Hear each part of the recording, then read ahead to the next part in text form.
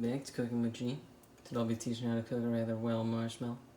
What you're going to need to start off with is maximum heat on your stove, a marshmallow, and a stabby boy.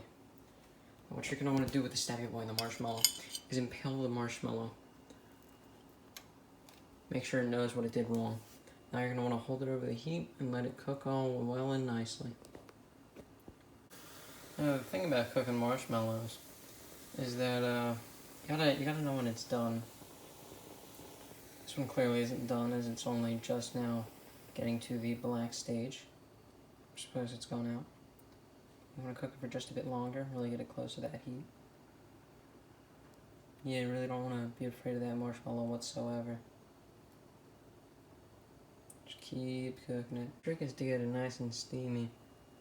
So when it's steaming, that means it's getting nice and toasty.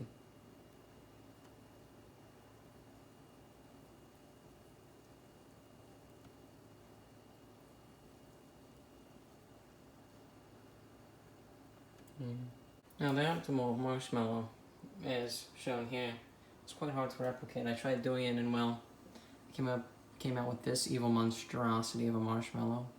Yikes.